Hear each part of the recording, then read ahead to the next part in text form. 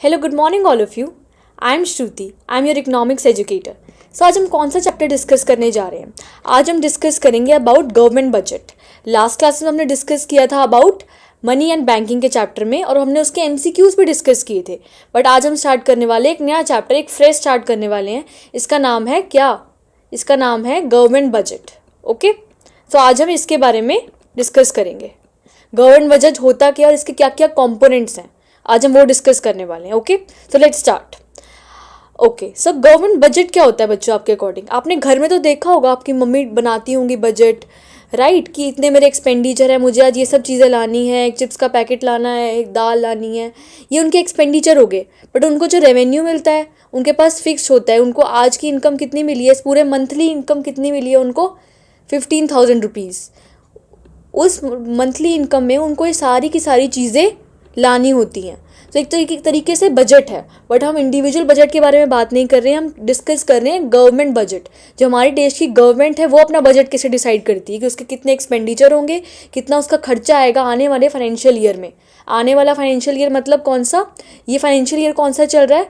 1 अप्रैल से 31 मार्च तक होता है फाइनेंशियल ईयर, राइट? तो 1 अप्रैल 2021 अभी चल रहा है ना, उससे 31 मार्च 2022 तक जो गवर्नमेंट बजट हमारा चलेगा, उस फाइनेंशियल ईयर में हमारे कितने खर्चे होंगे और कितने रेवेन्यू होंगे, उसमें हम ये डिस्कस करेंगे। ठीक है, तो ये हो गया आपका गवर्नमेंट बजट। पहले हम मीनिंग डिस्कस करते हैं। Budget means the financial statement containing estimates. ये सबसे पहले एस्टिमेट है, ये कोई एक्चुअल प्रिडिक्शंस नहीं है। हम कमिंग फाइनेंशियल ईयर में डिस्कस करने वाले हैं कि हमारे एस्टिमेट्स कितने होंगे, राइट? हम फाइनेंशियल ईयर में, जो हमारा फाइनेंशियल ईयर आ रहा है 1 अप्रैल से 31 मार्च, उसमें हम हिसाब लगाएंगे कि हमारे इतने इतने खर्चे हो जाएंगे, इतने इतने रेवेन्यू हो जाएंगे। हमने पहले रफ एस्टिमेट बना लिया, बट ये एक्चुअल नहीं, हमारा बस सोच है हमारी ऑफ एक्सपेक्टेड रेवेन्यू। जो एक्सपेक्टेड होगा हमें रेवेन्यू, मतलब हमारी इनकम कहाँ कहाँ से आएगी? टैक्स से आएगी या तो और कई चीज़ों से आएगी। और एक्सपेंडिचर, हमारा खर्चा क्या क्या होगा, हम किस जगह पे खर्च करेंगे, राइट? डैम्स बनाएंगे और क्या क्या चीज़ें बनाएंगे, डैम्स, कंस्ट्रक्शन, रोड पे लगाएंगे पैसा। मतलब हमारे खर्चे क्या होंगे आने वाले फाइनेंशियल ईयर में, हमारी इनकम क्या होगी आने वाले फाइनेंशियल ईयर में, हम डिस्कस करेंगे बजट की डेफिनेशन से। ओके, तो क्या चीज़ है बजट? सबसे पहले तो एक स्टेटमेंट है किस चीज़ का? एस्टिमेट्स का। किस चीज़ के एस्टिमेट्स? एक्सपेक्टेड रेवेन्यू क्या होगा आने वाले फाइनेंशियल ईयर में और हमारी इनकम क्या होगी। ठीक है, आने वाले फाइनेंशियल ईयर में। फाइनेंशियल ईयर कब से कब स्टार्ट होता है? 1 अप्रैल से 31 मार्च तक। और ये एक एस्टिमेट है, ये कोई एक्चुअल प्रेडिक्शन नहीं है। ओके ओके, तो आज अब हम डिस्कस करेंगे अबाउट ऑब्जेक्टिव्स। ये हमें बनाना क्यों है, इसका मेन ऑब्जेक्टिव क्या है? सबसे पहला ऑब्जेक्टिव है equitable distribution of income and wealth. जो पूरी देश में इनकम और वेल्थ है उसका सही से डिस्ट्रीब्यूशन करना। हमारी देश में सबसे बड़ी प्रॉब्लम है कि जो रिच बंदा है वो रिच हो जा रहा है और जो पुअर लोग हैं वो पुअर हो जा रहे हैं। हमने इनकम एंड वेल्थ को कैसे डिस्ट्रीब्यूट करना है कि रिच और पुअर की इनइक्वालिटीज़ बिल्कुल ख़त्म हो जाएं। मतलब रिच बंदा इतना रिच ना हो और पुअर को भी थोड़े सब्सटीट्यूट्स प्रोवाइड हो, ताकि पुअर इतना पुअर ना रहे। उन दोनों में बैलेंस बना के चलना है हमें। ये सबसे पहला ऑब्जेक्टिव है गवर्नमेंट बजट का। Government has two important tools of taxation and subsidy. Using these tools, government distribute income and wealth and bring the inequalities of income and wealth. Government के पास दो important tools होते हैं, taxation के और subsidy के। अब taxation क्या होता है? हमारी इनकम पे गवर्नमेंट टैक्स पोज कर देती है। टैक्सेशन और सब्सिडी दे देती है पुअर लोगों को,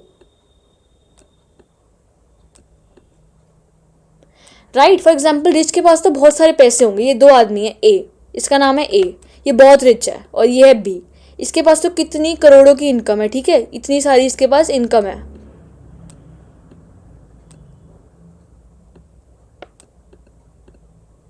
और ये बी है बहुत पुअर बंदा, ये बहुत पुअर है, ठीक है, और इसकी इनकम है सिर्फ और सिर्फ 1,000 रुपीज़ पर मंथ की।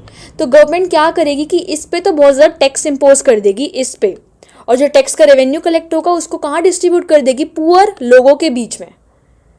ठीक है, तो इससे टैक्सेशन और सब्सिडी से गवर्नमेंट क्या ऑब्जेक्टिव अचीव करने की कोशिश करती है कि इनकम और वेल्थ में सही से डिस्ट्रीब्यूशन हो, equitable distribution of income and wealth. जो इनकम एंड वेल्थ है वो सही से डिस्ट्रीब्यूट हो, रिच ज़्यादा और रिच ना बनता जाए और जो पुअर है वो ज़्यादा पुअर ना बनता जाए। तो इनकम और वेल्थ में हमें सही से बैलेंस बना के चलना है। ओके, और जो इनकम एंड इक्वालिटीज़ में जो bring the inequalities of income and wealth, जो इनकम एंड वेल्थ में इनइक्वालिटीज़ हैं वो हमें कॉम्बैट करनी है, right. Government imposes heavy taxes on rich section of society, जो रिच सेक्शन है सोसाइटी का उसमें ज़्यादा से ज़्यादा टैक्स इम्पोज कर देगा गवर्नमेंट, और रिड्यूस दैट परचेजिंग पावर।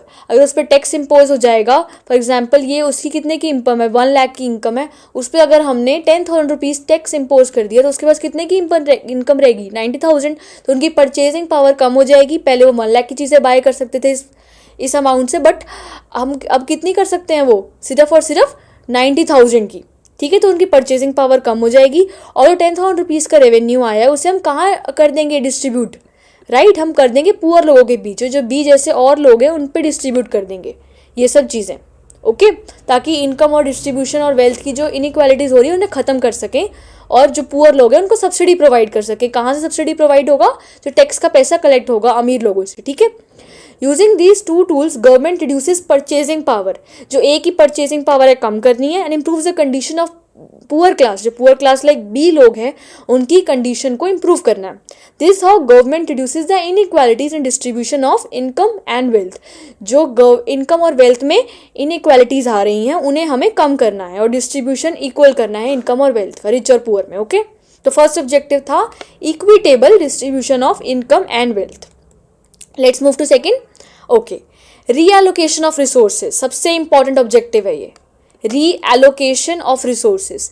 अब रीएलोकेशन का मतलब क्या होता है, डिस्ट्रीब्यूशन। हम अपने रिसोर्सेज को कैसे डिस्ट्रीब्यूट करें, ये हमारा सेकंड ऑब्जेक्टिव है, किसका, गवर्नमेंट बजट का।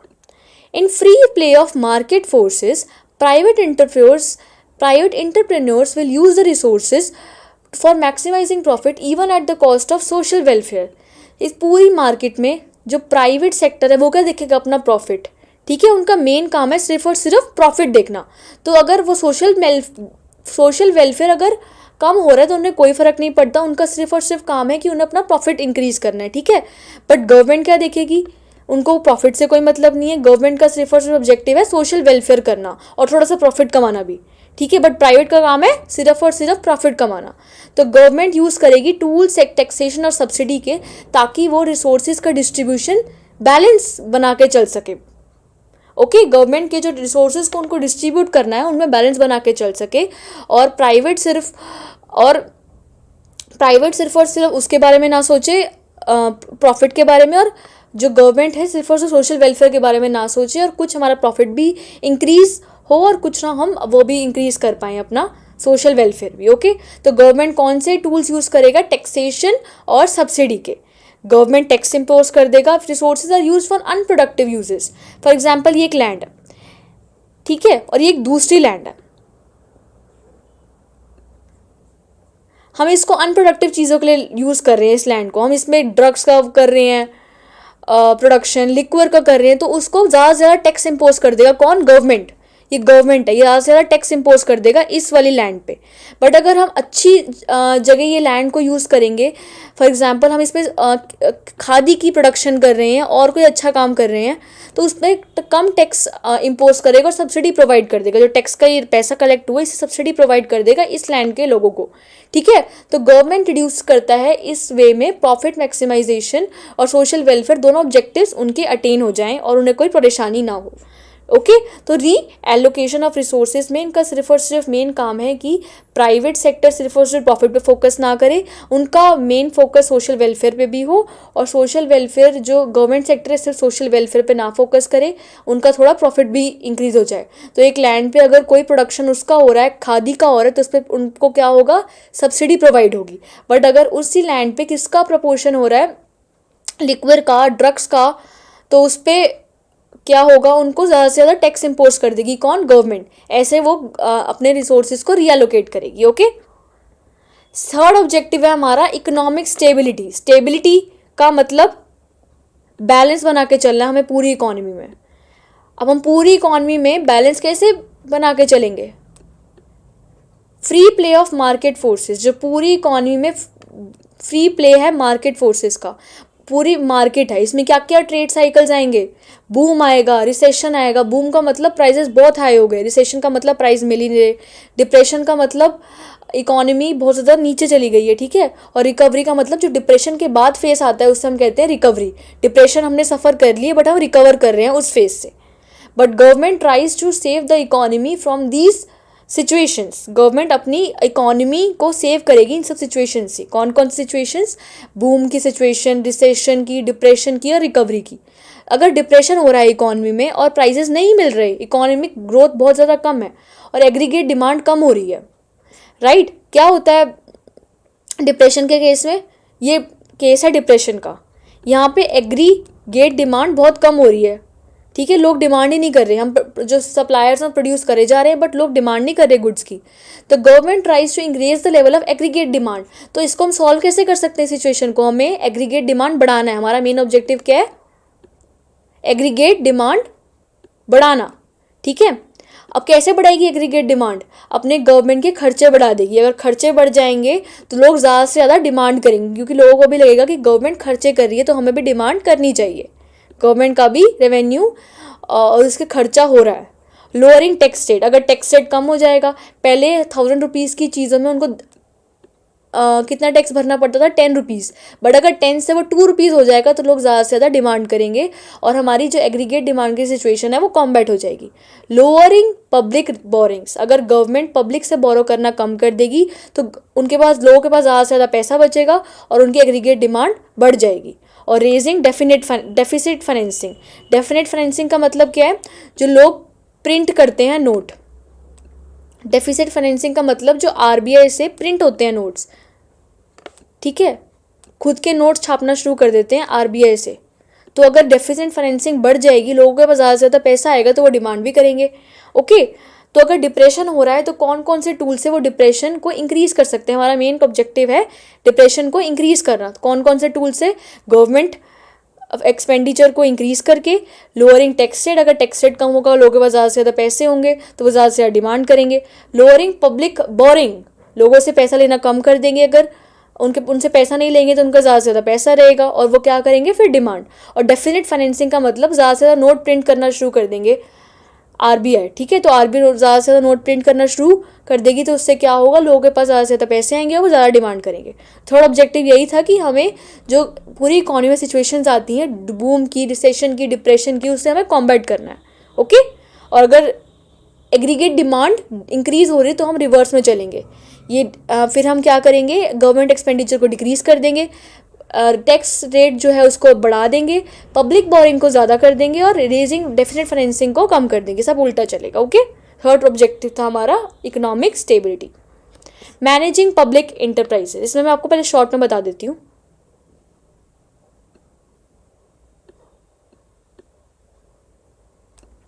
इसमें बहुत सारे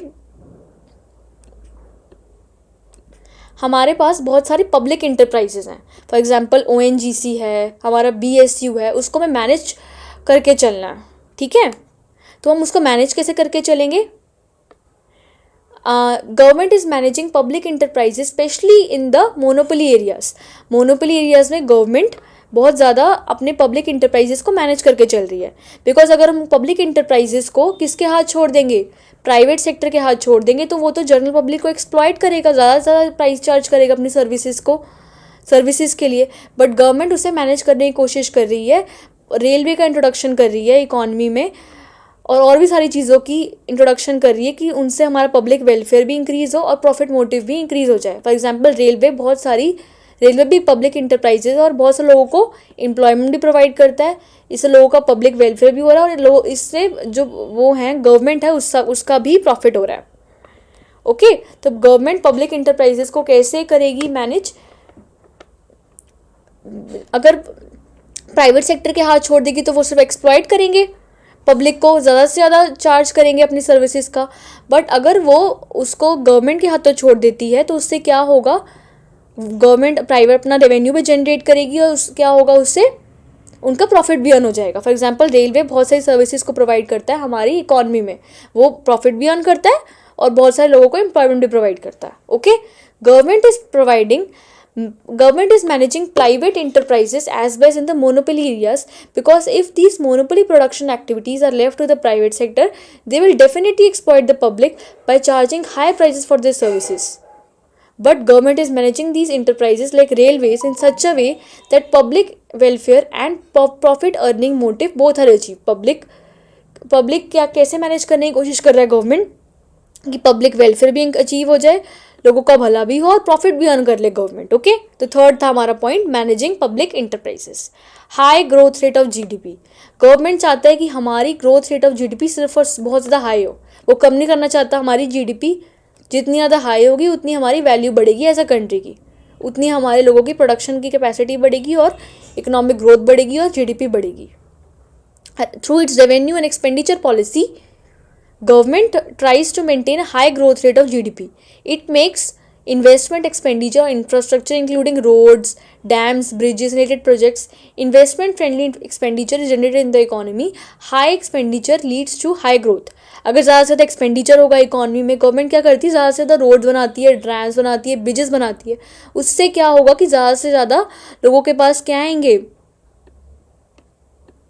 इंफ्रास्ट्रक्चर आएगा पूरी इकोनॉमी में. और इंफ्रास्ट्रक्चर क्या आएगा, लोगों को एम्प्लॉयमेंट मिलेगा, जीडीपी ग्रोथ बढ़ेगी हमारी. तो ऐसे हमारा क्या होगा, ग्रोथ भी इंक्रीज होगी. ठीक है, तो गवर्नमेंट ऐसे हमारे ग्रोथ रेट को मेंटेन करती है. और थर्ड इसका ऑब्जेक्टिव है बैलेंस रीजनल ग्रोथ. ये नहीं हो कि एक इकोनॉमी, एक सेक्टर तो बहुत ज़्यादा ग्रो कर रहा है और दूसरे सेक्टर ग्रोथ नहीं कर रहा है. तो बैलेंस बना के चलना पड़ता है, किसमें, सारे के सारे रीजनल ग्रोथ में. जो एक रीजन है वो ज़्यादा ग्रो ना कर जाए, इसलिए बैलेंस बना के चलना पड़ता है कुछ रीजन्स में. Government always focus on development of backward regions of the country. जो पिछले इलाके हैं इस पूरी कंट्री के, उसको ज़्यादा से डेवलप करने की कोशिश करता है कौन, गवर्नमेंट. जो पिछड़े इलाके हैं उसमें क्या करेगा, स्पेशल इकोनॉमिक जोन्स का फॉर्मेशन करेगा. स्पेशल इकोनॉमिक जोन्स क्या करेंगे, डेवलप करेंगे बैकवर्ड रीजन्स को. In these economic zones government is provide tax relaxation provide करेगी इन सब इलाकों में. अगर उसमें तुम कुछ सेट करोगे, ठीक है, कोई उसमें मशीन सेट होगी, फैक्ट्री सेट होगी, तो उसको जो जितना टैक्स लगता है अर्बन सेक्टर में, वहाँ उसके अकॉर्डिंग कम टैक्स लगेगा. कहाँ पे, जो पिछड़े इलाके हैं, जो बैलेंस रीजन, बैकवर्ड रीजन्स है कंट्री के, बैकवर्ड रीजन्स में क्या होगा, टैक्स कम कलेक्ट होगा. ठीक है, government make for effort for infrastructure development. जो बैकवर्ड एरियाज है उसमें इंफ्रास्ट्रक्चर डेवलप करने की कोशिश करती है government. All these efforts leads to balance regional growth. इससे क्या होगा, बैलेंस रीजनल ग्रोथ होगा. एक सेक्टर ज़्यादा ग्रो ना कर जाए, एक रीजन तो बहुत ग्रो करे जा रहा है और जो दूसरा बैकवर्ड रीजन है वो ग्रो नहीं कर रहा है, तो वहाँ पे गवर्नमेंट क्या करेगी, स्पेशल इकोनॉमिक जोन सेट करेगी. अगर स्पेशल इकोनॉमिक जोन सेट होंगे तो लोगों को एम्प्लॉयमेंट प्रोवाइड होगी और वहाँ पे लोगों को टैक्स भी कम देना पड़ेगा as compare to urban sector. तो ऐसे वो कर लेती है अचीव बैलेंस रीजनल ग्रोथ को अचीव कर लेती है और बैलेंस बना के चलती है. ओके, तो ये इसका पॉइंट हो गया, high growth rate of GDP. इसमें हमने डिस्कस किया था कि हमें जीडीपी के ग्रोथ को मेंटेन करना है. कैसे करेगी, इंफ्रास्ट्रक्चर, डैम्स बना के इकोनॉमी में, ठीक है, ब्रिजेस बना के. अगर ज़्यादा से ज़्यादा इंफ्रास्ट्रक्चर बनेगा तो ग्रोथ बढ़ेगी इकोनॉमी में. बैलेंस रीजनल ग्रोथ, एक रीजन ज़्यादा से ज़्यादा ग्रो ना कर जाए, ठीक है, दूसरे जो बैकवर्ड रीजन्स हैं उसको भी प्रमोट करने की कोशिश करेगी कौन, गवर्नमेंट. ओके, कैसे, स्पेशल इकोनॉमिक जोन्स डेवलप करके. Okay, let's move to next slide. Provision of public services. Provision का मतलब प्रोवाइड करती है कौन, पब्लिक सर्विसेज. कौन करती है provide, government. Public services government provide करती है. Supply and demand forces in a market economy does not allow enough production of public goods. अगर प्राइवेट सेक्टर ही पूरी इकोनॉमी में होगा और सप्लाई डिमांड के रूल पे वर्क करेगा, जितनी सप्लाई होगी एक प्रोडक्शन में उतनी ही डिमांड होगी, तो उससे क्या होगा, प्रोडक्शन नहीं हो पाएगा पब्लिक गुड्स का. पब्लिक गुड्स का मतलब जो सोसाइटी के लिए है, ये सबसे ज़्यादा इंपॉर्टेंट है सोसाइटी के लिए. फॉर एग्जाम्पल, ये law and defence of a country are important examples of public goods. Law and order हो गया और डिफेंस हो गया कंट्री का, ये सबसे ज़्यादा इंपॉर्टेंट एग्जाम्पल है किसका, पब्लिक गुड्स का. और लोगों को एम्प्लॉयमेंट प्रोवाइड करते हैं और ये लोगों के लिए बहुत ज़्यादा एसेंशियल है. It is through budgetary allocation of these funds that these funds are sufficiently allocated to people. अब हमें क्या करना है, इन फंड्स को प्रोवाइड करना है. कौन कौन से फंड्स को, लॉ एंड ऑर्डर को, डिफेंस को. बट प्राइवेट सेक्टर तो ऐसा कभी देखता नहीं है, तो गवर्नमेंट को ऐसे ही कुछ इनिशिएटिव करना पड़ेगा कि जो ऐसे ऑब्जेक्टिव्स है like law and order and जो law and order, defence of a country provide हो जाए गवर्नमेंट सेक्टर को, ठीक है। It is through budgetary allocation की हेल्प से जो लोगों को नहीं मिल रही है सब सुविधा वो प्रोवाइड करने की कोशिश करती है गवर्नमेंट, और ये ऑब्जेक्टिव है गवर्नमेंट बजट का। ओके, इन्वेस्टमेंट इन, और इससे सेकंड ऑब्जेक्टिव हमारा अचीव होगा कि एम्प्लॉयमेंट अपॉर्चुनिटीज़ आएंगी, ठीक है। फॉर एग्जांपल गवर्नमेंट पैसा लगा रहा है किस पे, रेलवेज पे, लोगों को एम्प्लॉयमेंट प्रोवाइड करेगा और जो गवर्नमेंट है उसका प्रॉफिट भी जनरेट हो जाएगा। Okay, investment in public enterprises and provision of administrative services generates employment opportunities. जो एडमिनिस्ट्रेटिव सर्विसेज है, जो गवर्नमेंट की सर्विसेज और पब्लिक इंटरप्राइजेज पे अगर हम इन्वेस्ट करेंगे तो उससे क्या होगा, एम्प्लॉयमेंट जनरेट होगी गवर्नमेंट की। For example Indian railway services provide employment to many people. जो रेलवे की सर्विसेज है जो बहुत सारे लोगों को एम्प्लॉयमेंट प्रोवाइड करता है, और ऐसे हम अपना प्रॉफिट भी अटेन कर लेते हैं।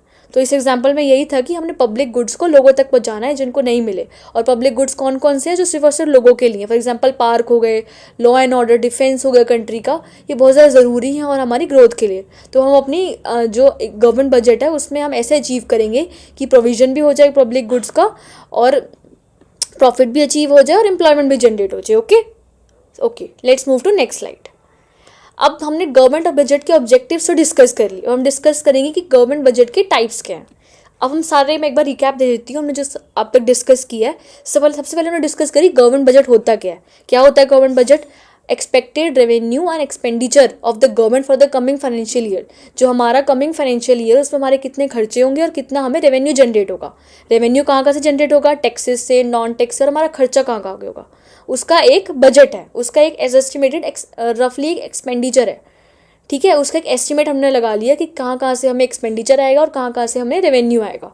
और हमने इसके कौन कौन से डिस्कस किए थे points? Economic stability, managing public enterprises, reallocation का मतलब distribution of income and wealth, managing public enterprises. Okay, अब हम डिस्कस करेंगे गवर्नमेंट बजट के कौन कौन से टाइप्स हैं, कितने टाइप्स के हैं गवर्नमेंट बजट।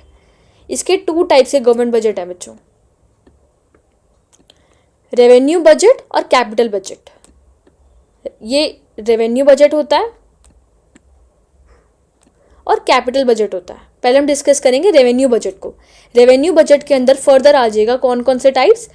रेवेन्यू एक्सपेंडिचर और revenue receipts. Expenditure, revenue, okay, आपने टर्म अकाउंट्स में पढ़ी होगी। और रेवेन्यू रिसिप्ट्स, रेवेन्यू का मतलब होता है रेगुलर, जो हमें रेगुलर एक्सपेंडिचर हो रहा है हमारा, जो हमारे रोज़मर्रा की ज़िंदगी में जो हम एक्सपेंडिचर कर रहे हैं उसे हम कहते हैं रेवेन्यू। और कैपिटल का मतलब होता है कभी कभी होने वाला। और रेवेन्यू रिसिप्ट्स का मतलब जो हमें मिलती रहती रिसिप्ट्स, रेगुलर नेचर की हैं। ओके, और सेकंड आ जाएगा हमारा capital expenditure. Okay, capital expenditure में आ जाएगा कैपिटल रिसिप्ट्स और कैपिटल एक्सपेंडिचर और कैपिटल रिसिप्ट्स। ये हमारा हो गया रेवेन्यू बजट और ये हो गया कैपिटल बजट। कैपिटल बजट में कैपिटल एक्सपेंडिचर और कैपिटल रिसिप्ट्स। कैपिटल एक्सपेंडिचर में आ जाएगा जो हम बहुत कम बार एक्सपेंडिचर करते हैं। फॉर एग्जांपल अगर हमने कोई रॉ मटेरियल लिया कोई प्रोडक्शन के लिए, एक्टिविटी के लिए, तो हम ये लेते रहते हैं रॉ मटेरियल, किसी को पेमेंट करी, ठीक है, तो ये सब हमारा सामान होता रहता है, ये सब चीज़ें यूज़। बट कैपिटल एक्सपेंडिचर की बात करें तो ये कभी कभी होने वाला खर्चा नहीं। हमने कोई इकोनॉमी के लिए एसेट परचेज़ किया, हमारी पूरी फैक्ट्री के लिए एसेट परचेज़ किया, मशीनरी परचेज़ करी, तो हम कभी कभी तो करेंगे नहीं, कभी कभी करेंगे ना अपनी मशीनरी परचेज़। ज़रूरी थोड़ा ना कि हम रोज़ मशीनरी परचेज़ करते रहेंगे। बट उस मशीनरी पे अगर हम कोई रिपेयर कर रहे हैं, कोई खर्चा लगा रहे हैं, तो उसमें हो जाएगा हमारा रेवेन्यू एक्सपेंडिचर। और रेवेन्यू रिसिप्ट्स मतलब हमें जो रिसिप्ट्स मिलती रहती हैं बार बार। और कैपिटल रिसिप्ट्स का मतलब जो हमें कभी कभी मिलने वाली रिसिप्ट्स हैं, वो हम आगे डिस्कस करेंगे। ओके, तो इसमें कौन कौन से टाइप्स हो गए? रेवेन्यू बजट, रेवेन्यू बजट में आ जाएगा revenue expenditure and revenue receipts. Capital budget में capital expenditure and capital receipts. Okay, structure क्या होता है गवर्नमेंट बजट का? Budget receipts, the structure of government budget consist और of the following parts. Budget receipts, it refers to total amount of money which is estimated by the government from all sources during the fiscal year. जो पूरी economy में government को जहाँ से पैसा आने वाला है ना, रिसिप्ट्स का मतलब आने वाला है उसके पास कोई चीज़, ठीक है, उसकी एक तरह की इनकम है। बजट कहाँ से, जहाँ से भी उसको पैसा आएगा ना कमिंग फाइनेंशियल ईयर में, जहाँ से भी पैसा आ रहा है, टैक्स से आ रहा है, नॉन टैक्स से आ रहा है, जहाँ मर्जी से आ रहा है, उसको हम इंक्लूड करेंगे बजट रिसिप्ट्स में।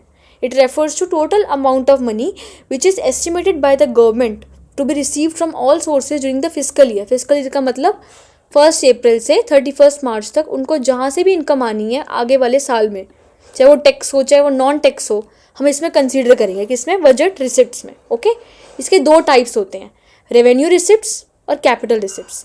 रेवेन्यू रिसिप्ट्स का मतलब होता है, बजट रिसिप्ट्स के 2 टाइप्स हैं। हम रिसिप्ट्स की बात कर रहे हैं पहले, इसके बाद हम करेंगे पेमेंट्स की बात। अब हम रिसिप्ट्स के बारे में डिस्कस कर रहे हैं। बजट रिसिप्ट्स, इसमें आता है रेवेन्यू और capital. Revenue receipts and capital receipts. Revenue receipts का मतलब होता है वो receipts which do not create any liability on the government, which do not create any liability नहीं क्रिएट करती गवर्नमेंट पे, और एसेट्स भी रिड्यूस नहीं करती गवर्नमेंट के। सिर्फ और सिर्फ इसमें 2 चीज़ें डिस्कस करेंगे, एसेट्स और लाइबिलिटीज़ की बात होगी। ऐसी रिसिप्ट जो गवर्नमेंट पे कोई लाइबिलिटी क्रिएट नहीं करती और कोई एसेट भी हमारा रिड्यूस नहीं करती, उसे हम कहते हैं revenue receipts. Okay, for example हमने कहीं पे खर्चा किया या रॉ मटेरियल लिया, अगर हमने कोई रॉ मटेरियल लिया, हमारी कोई इसमें लाइबिलिटी हुई, कोई हमने लाइबिलिटी भी क्रिएट नहीं करी गवर्नमेंट की और हमारे कोई एसेट्स भी गए नहीं। ओके, तो रेवेन्यू बजट हो जाएगा जो रोज़मर्रा के हमारे रिसिप्ट्स मिलने वाली चीज़ें हैं। Okay, sources of revenue receipts. Revenue receipts हमें कहाँ कहाँ से रिसीव होता है, इसमें 2 आइटम्स आ जाएंगी आपकी। रेवेन्यू रिसिप्ट्स क्या था, हमने लास्ट सेट में डिस्कस किया मैंने आपको, कि जो हमारी कोई लाइबिलिटी भी कम नहीं कर रहा और गवर्नमेंट की एसेट्स भी कम नहीं कर रहा। ओके, रिसिप्ट्स का मतलब हमें मिलने वाली चीज़ें, ऐसी चीज़ें जो हमें मिल रही हैं, हमारा कोई लाइबिलिटी भी इंक्रीज़ नहीं हो रही। ओके, लाइबिलिटी भी क्रिएट नहीं हो रही, हमारे गवर्नमेंट के एसेट्स भी इंक्रीज़ नहीं हो रहे, तो हमारे फ़ायदा ही फ़ायदा है। कौन कौन से टैक्स के हमें कहाँ कहाँ से मिलता है वैसे रेवेन्यू रिसिप्ट्स, इसके 2 हैं,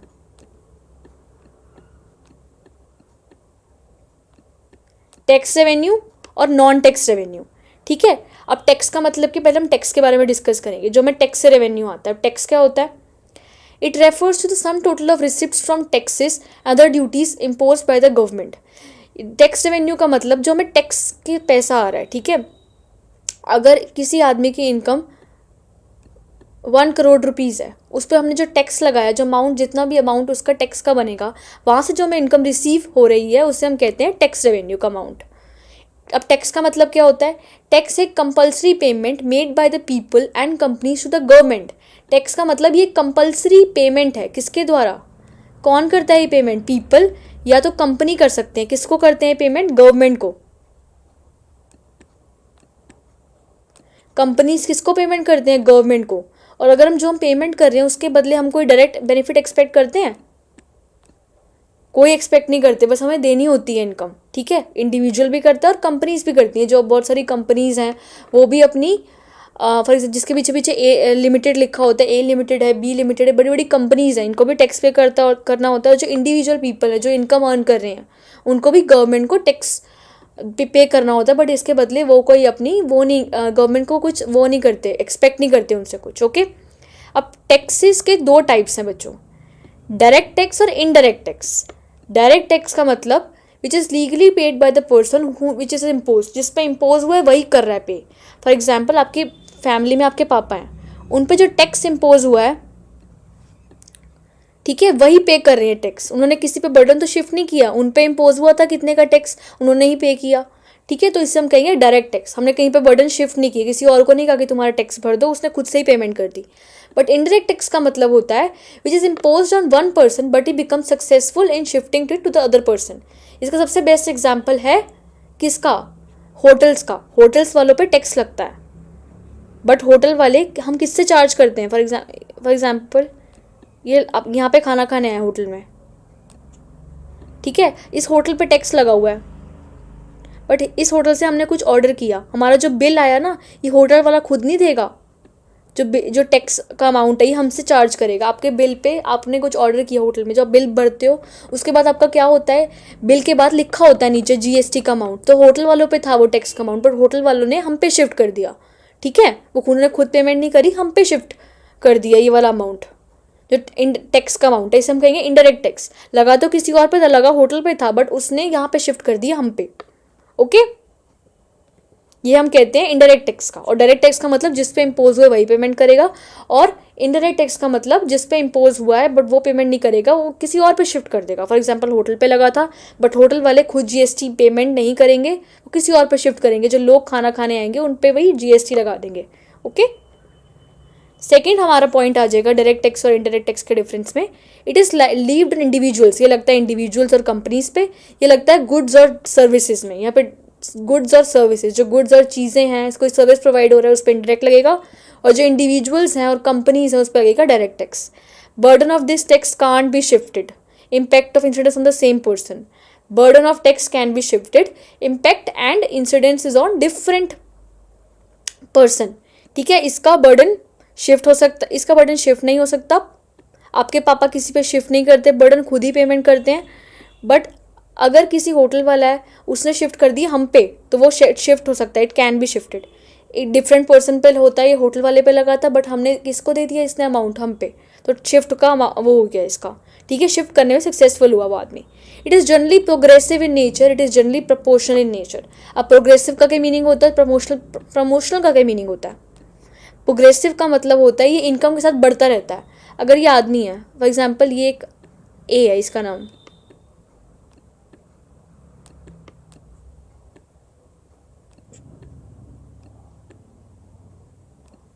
ये बी है, इसकी इनकम है 1 करोड़ रुपीज़, इसको ज़्यादा पेमेंट करनी पड़ेगी, इसकी इनकम पे टैक्स लगेगी, और इसकी पेमेंट है पर मंथ सिर्फ और सिर्फ 10,000 रुपीज़, तो इसको 1 करोड़ वाले को ज़्यादा पेमेंट करनी पड़ेगी as compare to be.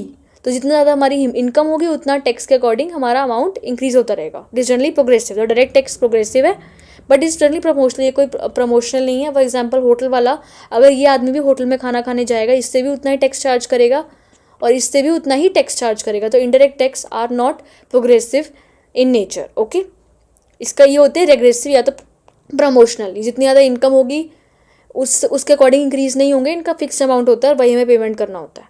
Okay, their limited reach as do not reach all sections society, जो सारे सेक्शंस हैं सोसाइटी के उस पर रीच नहीं होता है ये, but they reach all section of society. ठीक है, इसकी ज़्यादा कम रीच होती है, ये नैरो कंसेप्ट है, इसकी ज़्यादा रीच नहीं होती। बट जो इनडायरेक्ट टैक्स है इसकी बहुत ज़्यादा वो होती है, रीच होती है, ये हर सेक्शन पे लगता है, रिच है पुअर है सब पे लगता है। ओके, अब इसके एग्जांपल्स कौन कौन से डायरेक्ट टैक्स के। कॉर्पोरेट टैक्स जो कंपनीज पे लगता है, इनकम टैक्स जो इंडिविजुअल्स पे लगता है, वेल्थ टैक्स जितनी हमारी इनकम होगी उतनी जितनी हमारी संपत्ति होगी उस पर लगेगा। गिफ्ट टैक्स भी एक होता है, जो गिफ्ट का जो हमें अमाउंट रिसीव हुआ वो भी एक डायरेक्ट टैक्स के अंदर आता है। और कैपिटल गेन टैक्स, हमें कोई कैपिटल गेन हो गया, हमने कोई एसेट ट्रांसफ़र करी उससे हमें कोई गेन हो गया, उसमें भी लगेगा हमारा डायरेक्ट टैक्स। और इनडायरेक्ट टैक्स का अमाउंट हो जाएगा value added tax. Value added इसको अपने समझना नहीं है, सिर्फ और सिर्फ इसके नेम रिमेंबर करने हैं, इसका कोई क्वेश्चन आता नहीं है।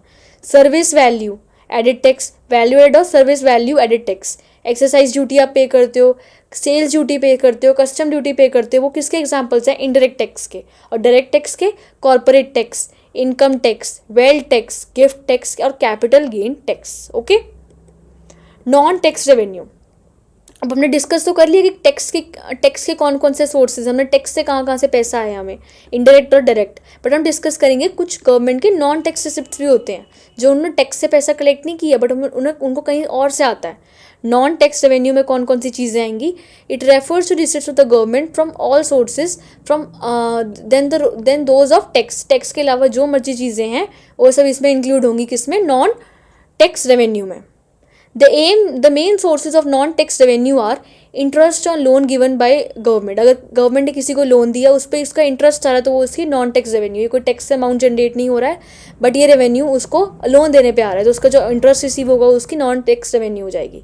स्टेट गवर्नमेंट को उसने लोन दिया, यूनियन टेरिटरीज को लोन दिया, पब्लिक को लोन दिया, तो प्राइवेट इंटरप्राइजेस को दिया, उससे हमने लोन दिया, कोई उसके इंटरेस्ट का अमाउंट आ रहा है, वो हम कहेंगे क्या है, हमारी गवर्नमेंट की non tax revenue.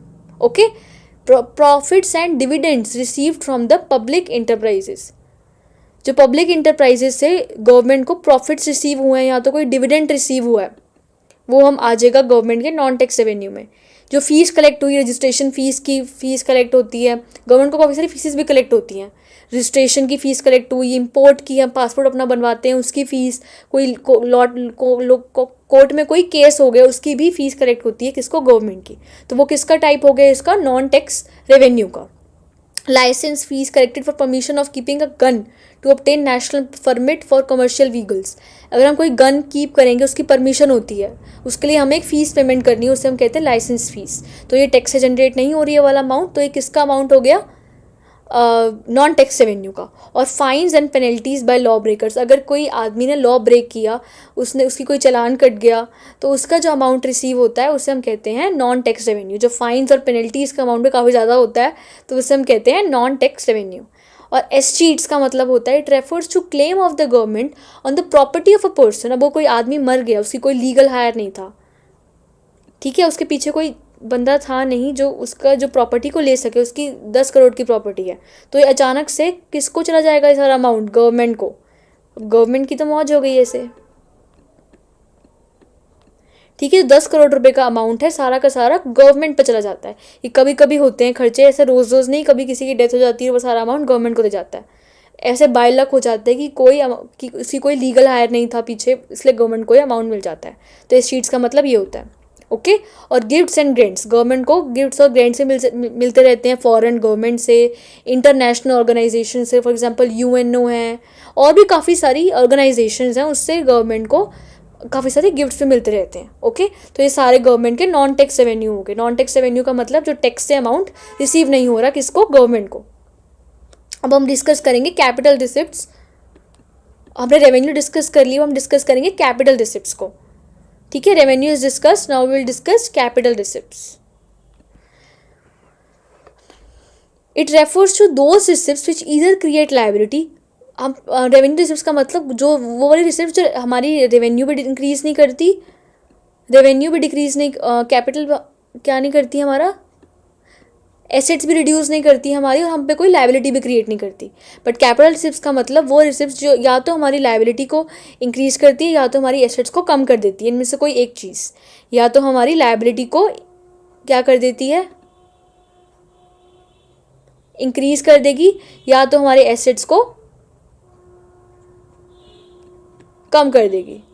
They are non recurring in nature, ये बार बार होने वाले खर्चे नहीं है, ये हमें कभी कभार होने वाले हमारे रेवेन्यू हैं, बार बार हमें इनकम नहीं मिलती रहती, कभी कभी मिल जाती है।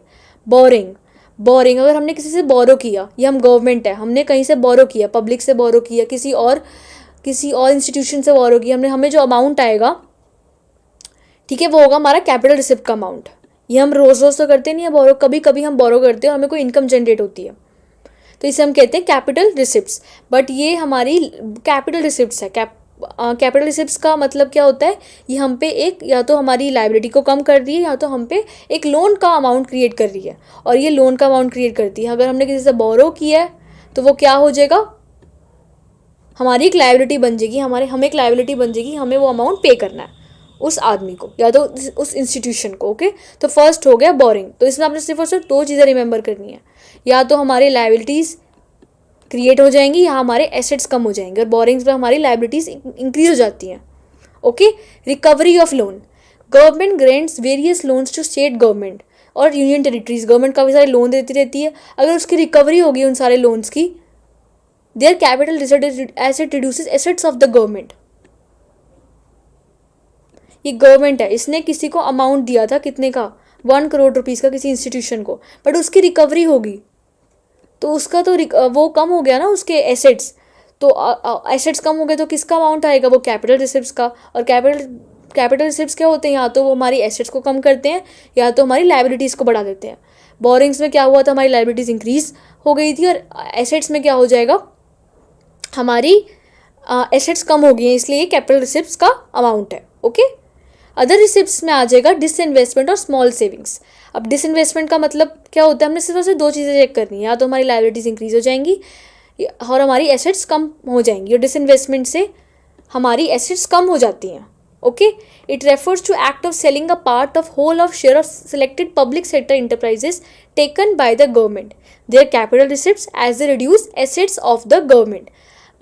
अगर गवर्नमेंट अपने कुछ थोड़ा सा पार्ट किसको सेल कर देगी? पब्लिक सेक्टर इंटरप्राइजेस को, उससे हमारा क्या हो जाएगा? हमारे एसेट्स कम हो जाएंगे,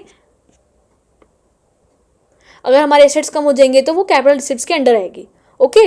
इट रेफर्स टू सेविंग्स, और सेविंग्स नेक्स्ट हम डिस्कस करेंगे सेविंग्स का concept. It refers to funds raised from the public in the form of post office certificates, national saving certificate, Kisan Vikas Patra. They are also treated as capital receipts as the create liability on the government. अगर ने government ने public से बोरो किया, ये government है और ये public है, इसने पब्लिक से कुछ अमाउंट बोरो किया 10 लाख रुपीज़ का, तो हमारी लाइबिलिटी होगी कि हमने ये वाला अमाउंट रिटर्न करना है पब्लिक को. तो ये गवर्नमेंट की क्या हो गई, कैपिटल रिसिप्ट्स, क्योंकि ये हमारे लिए क्या इंक्रीज कर रही है, लाइबिलिटी. तो दो कंडीशंस कौन कौन सी होनी चाहिए कैपिटल रिसिप्ट्स के लिए, या तो लाइबिलिटी इंक्रीज होनी चाहिए या तो हमारी एसेट्स कम होनी चाहिए. और इसमें हमारी क्या हो रही हैं, इसमें हमारी लाइबिलिटीज़ इंक्रीज हो रही हैं, लाइबिलिटी इंक्रीज. इसमें हमारी डिसइन्वेस्टमेंट, हमारी एसेट्स कम हो रही हैं. रिकवरी ऑफ लोन्स में हमारी एसेट्स कम हो रही हैं और बोरिंग्स में हमारी लाइबिलिटी इंक्रीज हो रही है. ओके. तो ये हमारे कैपिटल रिसिप्ट्स के अंडर आ जाएंगी. बजट एक्सपेंडिचर, हमने रेवेन्यू पूरा कंप्लीट कर लिया है. रेवेन्यू में कौन कौन से थे, कैपिटल और रेवेन्यू. हमने रेवेन्यू पूरा कंप्लीट कर ली. हम डिस्कस करेंगे अबाउट एक्सपेंडिचर. जो गवर्नमेंट का बजट एक्सपेंडिचर है वो कैसे वर्क करता है. ओके. गवर्नमेंट को कहाँ कहाँ उनका खर्चा होता है. अब उसका मीनिंग क्या होता है, the estimated expenditure of the government from different heads is called budget expenditure. जो गवर्नमेंट को पूरी आने वाले ईयर में जहाँ जहाँ खर्चा होने वाला है उसका जो उन्होंने एस्टिमेट लगा के चले कि इन जगह तो हो गई, उससे हम क्या कहते हैं, budget expenditure. It is compose of revenue and capital expenditure. इसमें आ जाएंगे रेवेन्यू एक्सपेंडिचर और capital expenditure. Revenue expenditure, it is that expenditure which does not result in creation of assets or reduces the liability. It is incurred on normal running of the government department and various services. Example: old age pension, subsidy, employment allowances, scholarships and payment of interest on loan. ये ऐसे खर्चे हैं जिससे हमारी कोई assets नहीं भी नहीं बढ़ती और हमारी कोई ना कोई लाइबिलिटी भी रिड्यूस नहीं होती. ओके. इससे हमारा कुछ भी नहीं होता, ये बस नॉर्मल हमारी वर्किंग में खर्चे चलते हैं.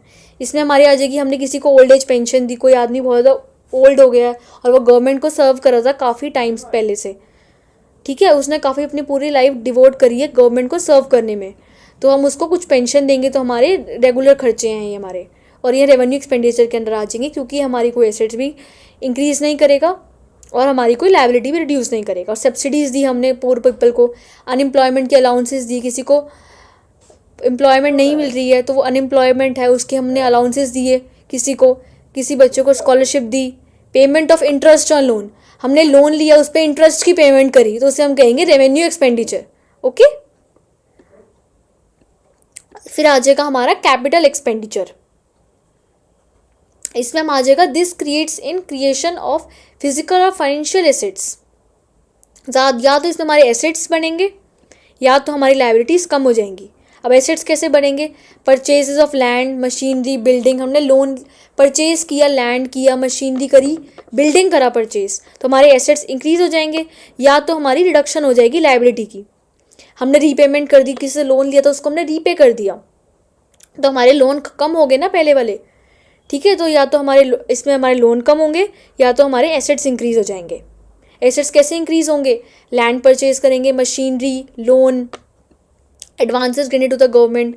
ओके. या तो हमने रीपेमेंट कर दी लोन की तो उसमें हमारा क्या होगा, इसमें हमारी लाइबिलिटी जो थी कम हो जाएगी. ओके. इससे ये हमारा आ जाएगा कैपिटल एक्सपेंडिचर का अमाउंट. अब हम डिस्कस करेंगे इस चैप्टर का last topic, budget deficit, revenue deficit and fiscal deficit. Deficit का मतलब कमी. अगर गवर्नमेंट की एक्सपेंडिचर ज़्यादा हो जाते हैं, गवर्नमेंट के टोटल एक्सपेंडिचर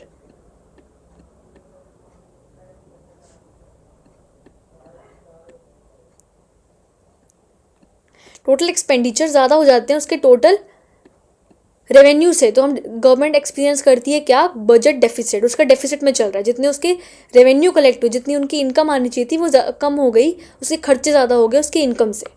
ओके. गवर्नमेंट ज़्यादा स्पेंड कर दिया जितना वो कलेक्ट कर पाई, then occurs a budgetary deficit. इसके 3 टाइप्स होते हैं, revenue deficit, fiscal deficit and primary deficit. Revenue deficit के अंदर आ जाएगा, it is related to only revenue expenditure and revenue receipts of the government. इसमें सिर्फ और सिर्फ आ जाएंगे हमारी रेवेन्यू एक्सपेंडिचर और रेवेन्यू रिसिप्ट। रेवेन्यू में हम सिर्फ और सिर्फ रेवेन्यू की बात करेंगे, कैपिटल की बात नहीं करेंगे। और रेवेन्यू के अंदर क्या क्या आता है, रेवेन्यू एक्सपेंडिचर और revenue receipts of the government. अगर रेवेन्यू के एक्सपेंडिचर ज़्यादा हो गए, गवर्नमेंट के रेवेन्यू रिसिप्ट से उनका खर्चा ज़्यादा हो गया, रोज़मर्रा का जो रेगुलर पे उनका खर्चा होने वाला है वो ज़्यादा हो गया उनके रिसिप्ट से, जितना उनको पैसा आने वाला है, तो वो हो जाएगा उनका रेवेन्यू डेफिसिट। ओके, तो या तो उनके रेवेन्यू एक्सपेंडिचर ज़्यादा हो जाएंगे उनके कितने, रेवेन्यू रिसिप्ट से। फिस्कल डेफिसिट का अमाउंट क्या हो जाएगा, total expenditure minus total receipts excluding boring. इसमें आ जाएगा टोटल एक्सपेंडिचर में से अगर हम टोटल रिसिप्ट्स माइनस कर देंगे, बट इसमें बोरिंग्स का अमाउंट हटा देंगे जो हमने बोरो किया कहीं से, तो यहाँ आ जाएगा फिस्कल डेफिसिट। टोटल एक्सपेंडिचर में क्या क्या आ जाएगा, revenue expenditure plus capital expenditure. Total receipts में आ जाएगा हमारा capital receipts plus revenue receipts, but इसमें हम बोरिंग्स का अमाउंट डिक्रीज कर देंगे। ओके, और प्राइमरी डेफिसिट में आ जाएगा, it is the difference between fiscal deficit of current year.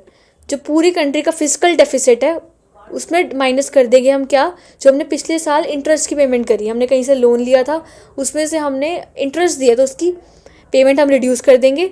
इसमें हमारा अमाउंट आ जाएगा किसका, fiscal deficit of current year. जो करंट ईयर का हमारा फिस्कल डेफिसिट चल रहा है, फिस्कल डेफिसिट निकालने का फॉर्मूला क्या है, टोटल एक्सपेंडिचर में से हम टोटल रिसिप्ट्स माइनस कर देंगे। टोटल एक्सपेंडिचर में क्या अमाउंट आता है, revenue expenditure plus capital expenditure minus total receipts. Total receipts में क्या आ जाएगा हमारा, capital receipts plus revenue receipts, but इसमें हम बोरिंग्स का अमाउंट रिड्यूस कर देंगे।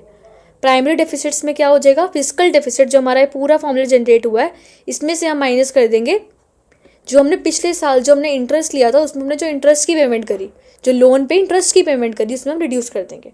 तो रेवेन्यू डेफिसिट में आ जाएगा हमारा रेवेन्यू एक्सपेंडिचर ज़्यादा है हमारे रेवेन्यू रिसिप्ट से। फिस्कल डेफिसिट में total expenditure is more than total receipts, but इसमें हम बोरिंग्स का अमाउंट रिड्यूस कर देंगे। और प्राइमरी डेफिसिट में आ जाएगा, फिस्कल डेफिसिट में से हम रिड्यूस कर देंगे जो पिछले साल हमने इंटरेस्ट का अमाउंट पेमेंट करी है बोरिंग्स पे। ओके, और हम अब ये लास्ट ये टॉपिक भी आपका चैप्टर पूरा कंप्लीट हो चुका है, बट ये थोड़े से एडिशनल क्वेश्चंस हैं, ये आपके वन वर्ड में पूछे जा सकते हैं। डेफिसिट जो हो रहा है पूरे बजट में, हमारा एक्सपेंडिचर ज़्यादा है हमारे रिसिप्ट से, उसको हम फाइनेंस कैसे कर सकते हैं। इसके 3 टाइप्स हैं, मॉनेटरी एक्सपेंडिचर, बोरिंग्स और डिसइन्वेस्टमेंट। मॉनेटरी एक्सपेंडिचर, हमारी पूरी इकॉनमी में बजट डेफिसिट चल रहा है, ठीक है, एक्सपेंडिचर ज़्यादा है रेवेन्यू से, हम उस रेवेन्यू को कैसे इंक्रीज कर सकते हैं कि हमारा बजट इक्वल हो जाए, एक्सपेंडिचर और रेवेन्यू बराबर हो जाए, जो हमारे खर्चे और हमें जो इनकम रिसीव हो रही है वो बराबर हो जाए। This is the easiest way to finance budget by issuing currency. अगर हम ज़्यादा से ज़्यादा नोट्स प्रिंट करेंगे तो हमारा वो हो जाएगा, एक्सपेंडिचर रेवेन्यू के इक्वल आ जाएंगे। पर ज़्यादा से ज़्यादा अगर नोट्स प्रिंट हो गए उससे हमारी क्या प्रॉब्लम जनरेट हो जाएगी, मनी सप्लाई भी इंक्रीज हो जाएगा इकॉनमी में। तो हमने ऐसे तो मनी करनी नहीं, ऐसे तो हमने डेफिसिट करना नहीं अपना फाइनेंस, तो ये वाला इतना अच्छा मेथड नहीं है। और सेकंड मेथड है कि हम कहीं से बोरो कर सकते हैं। Government can finance its budget by borrowings from public. अगर पब्लिक से बोरो करेगी गवर्नमेंट, आम आदमी से या तो वर्ल्ड बैंक से, बट अगर हमने कोई बोरो किया तो उसकी हमारी लायबिलिटी बन जाएगी और हमें पेमेंट करनी पड़ेगी उसकी विद इंटरेस्ट, तो हमारी लायबिलिटी इंक्रीज हो जाएगी। तो इससे हमारी मनी सप्लाई बढ़ जाएगी, पैसा तो आ जाएगा बट मनी सप्लाई बढ़ जाएगी इकॉनमी में, और मनी सप्लाई बढ़ गई तो उससे क्या प्रॉब्लम इंक्रीज होगी, इन्फ्लेशन की। बोरिंग्स से क्या होगा, हमारा पैसे तो आ जाएंगे बट हमारी लायबिलिटीज इंक्रीज हो जाएंगी। और डिसइन्वेस्टमेंट में it refers to sale of public sector undertaking. जो पब्लिक सेक्टर के पास पैसा था वो हमने प्राइवेट सेक्टर पे ट्रांसफ़र कर दिया। जो पब्लिक के पास खुद की कुछ शेयर्स थे वो हमने डिक्रीज़ कर दिया किस पे, प्राइवेट सेक्टर पे, बट ये हमारी रिडक्शन हो जाएगी किसकी, एसेट की, हमारे एसेट्स कम हो जाएंगे। तो इसके 3 टाइप्स हैं, मॉनेटरी एक्सपेंडिचर, बोरिंग्स और डिसइन्वेस्टमेंट। मॉनेटरी एक्सपेंडिचर से मनी आ जाएगी बट क्या हो जाएगा, हमारा सप्लाई बढ़ जाएगा, सप्लाई बढ़ने से इन्फ्लेशन हो जाएगा। बोरिंग से हमारी लायबिलिटी इंक्रीज हो जाएगी और डिसइन्वेस्टमेंट से हमारे एसेट्स कम हो जाएंगे। अब प्रोग्रेसिव टैक्सेशन का मतलब क्या होता है? प्रोग्रेसिव टैक्सेशन का मतलब होता है when rate of tax increases with increase in income. अगर पहले एक आदमी की इनकम 10,000 थी बट उसकी 1 लाख इनकम हो गई है, तो जितना टैक्स का अमाउंट इंक्रीज हो रहा है, पहले 10,000 में उससे कम टैक्स भरना पड़ता था, कुछ % भरना पड़ता था, फॉर एग्जाम्पल वो 100 रुपीज़ भर रहा है, बट अगर उसकी इनकम कितनी हो गई 1 लाख हो गई तो उसे 10,000 रुपीज़ भरना पड़ेगा। तो ये इनकम के साथ साथ इंक्रीज होता रहता है। कौन सा टैक्स? Progressive taxation. ओके, तो इनकम के साथ साथ इंक्रीज होता रहता है ये टैक्स। ओके,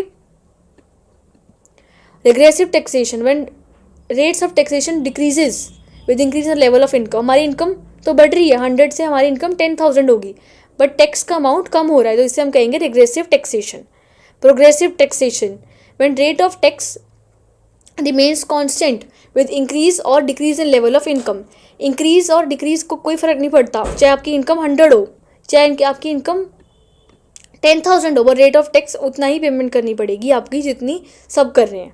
ओके, तो प्रोग्रेसिव टैक्सेशन का मतलब जितनी आपकी इनकम इंक्रीज होती रहती है आपका टैक्स भी इंक्रीज होता रहता है। रिग्रेसिव का मतलब आपका टैक्स इंक्रीज होता रहेगा जितनी आपकी इनकम बढ़ती रहेगी, और प्रोग्रेसिव का मतलब कोई फर्क नहीं पड़ता, जितनी मर्जी इनकम हो टैक्स का अमाउंट कांस्टेंट रहेगा with increase in the level of income. Okay, so guys this completes your chapter. Thank you so much for listening to me. Thank you so much.